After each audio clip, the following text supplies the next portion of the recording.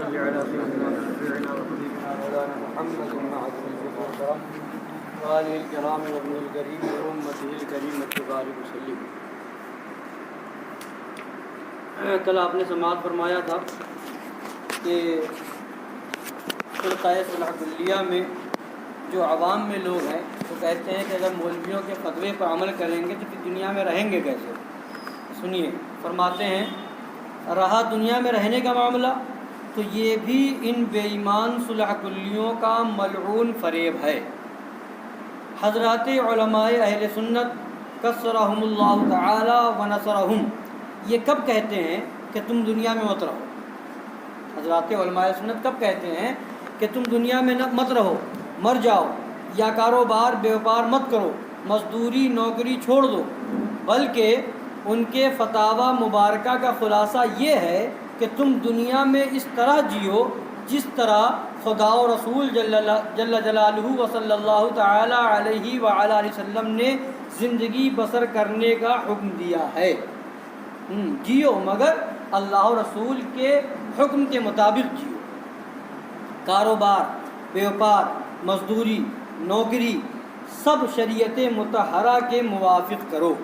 جو لوگ اپنے عقائد کفریہ کے سبب بحکم شریعت مطہرہ معاذ اللہ کافر بے دین ہیں ان سے دینی عداوت مذہبی نفرت رکھو۔ کیا تم ایک چمار کو 2 پیسے دے کر اس سے اپنے پرانے جوتے کی مرمت نہیں کراتے؟ کیا تم بھنگی کو 2 آنا مہینہ دے کر اس سے اپنا پاخانہ نہیں اٹھواتے؟ پھر کیا یہ معاملات نہیں ہیں؟ اور ضرور ہیں۔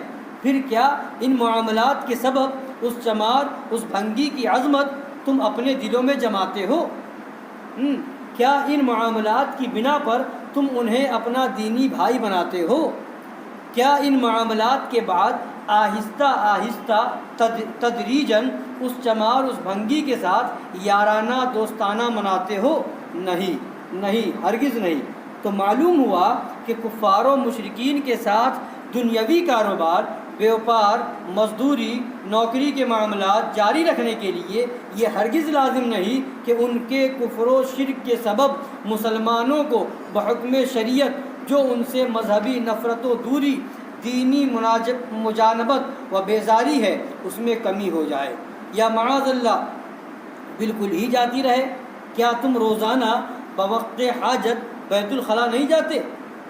پھر کیا اس روزانہ کے آنے جانے سے بیت الخلاء کے ساتھ تم کو محبت و دلچسپی پیدا ہو گئی ہے؟ کیا بوقت حاجت روزانہ بیت الخلاء جاتے جاتے اب اسے اپنی تفریح گاہ سمجھنے لگے ہو؟ کیا اب وہاں دل بہلانے اور سیر کرنے کے لیے جانے لگے ہو؟ نہیں، ہرگز نہیں۔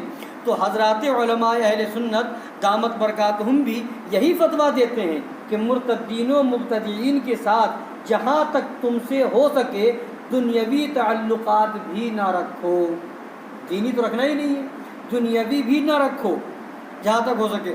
لیکن اگر ایسا کرنے کے لیے تمہیں ضرورت و مجبوری ہے تو تم اس بارے میں گنہگار نہیں۔ البتہ ان دنیاوی تعلقات کی بنا پر مرتدین و مبتدعین کے ساتھ موانست و موادت ہرگز جائز نہیں۔ دنیاوی تعلقات کی بنیاد پر اب ان سے محبت ہونے لگے، دوستی بنا لو، تعلقات بنا لو، جب بیٹھ کے چائے پیے، یہ جائز نہیں۔ حضرت شیخ مجدد الفسانی رحمۃ اللہ تعالی علیہ اپنے مکتوبات جلد اول کے مکتوب نمبر 165 میں صفحہ 169 پر اپنے خلیفہ و مرید سعادت پناہ جناب سید شیخ فرید علیہ الرحمہ کو مخاطب کرتے ہوئے فرماتے ہیں، مجدد الفسانی رضی اللہ تعالیٰ عنہ پہلے کے بزرگ ہیں، سرکار حالات کے پہلے کے ہیں اور سلسلہ نقشبندیہ کے بزرگ ہیں۔ تو وہ کیا فرماتے ہیں؟ فارسی میں عبارت ہے، میں ترجمہ پڑھتا ہوں۔ فرماتے ہیں یعنی یہ بات لازم ہے کہ ساری ہمت شریعت مطہرہ کے احکام بجا لانے میں صرف کرنی چاہیے اور پابند شریعت علماء دین و صالحین کی تعظیم و توقیر کرنی چاہیے اور شریعت مطہرہ کے احکام کو رائج کرنے میں کوشش کرنی چاہیے اور مسلمان کہلانے والے بد مذہبوں اور گمراہوں کو ذلیل رکھنا چاہیے۔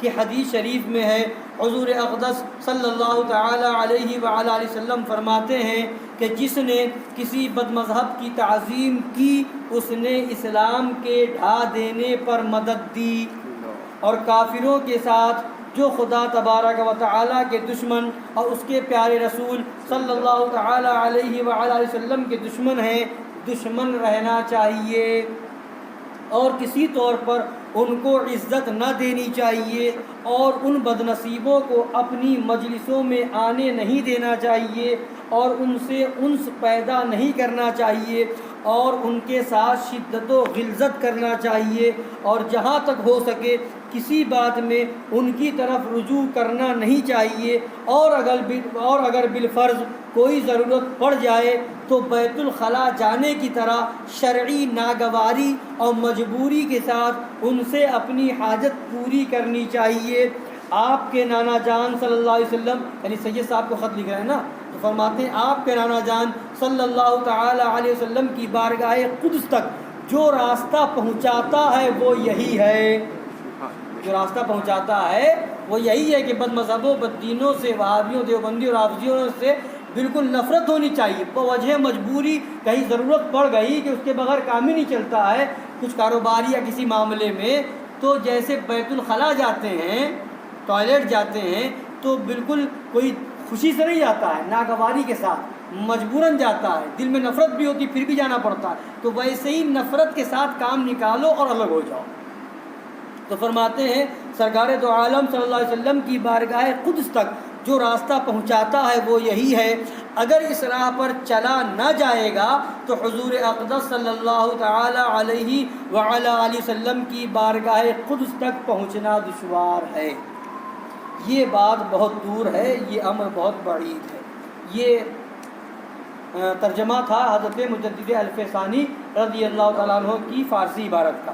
اب آگے فرماتے ہیں سرکار مظہر اعلیٰ حضرت کہ لوجہ اللہ الکریم الحمد، کہ کش شمس فی وسط السماء، یعنی جیسے بیچوں بیچ آسمان میں سورج روشن ہوتا ہے اسی طریقے سے یہ بات بھی روشن ہو گئی۔ فرماتے واضح و روشن ہو گیا کہ ہمارے آقایان نعمت حضرات علماء اہل سنت رحمہم اللہ تعالیٰ کے فتاوی مبارکہ پر عمل کرنا نجات و فلاح آخرت کا ضامن ہونے کے ساتھ ساتھ دنیاوی کاروبار میں بھی ترقی و کامیابی کو متضمن ہے، اور اسی طرح یہ بھی ثابت ہو گیا کہ ان صلح کلیوں کا یہ فریب دینا صرف اسی لیے ہے کہ سادہ لوح عوام مسلمین کو معاذ اللہ یہ باور کرا دیا جائے کہ علماء اہل سنت کے فتاوی اس قابل ہی نہیں کہ ان پر عمل کیا جا سکے، اور یہ کہ بد مذہبوں مرتدوں کے مقلبین اور سنی مسلمانوں کے علماء دین دونوں ایک ہی درجے،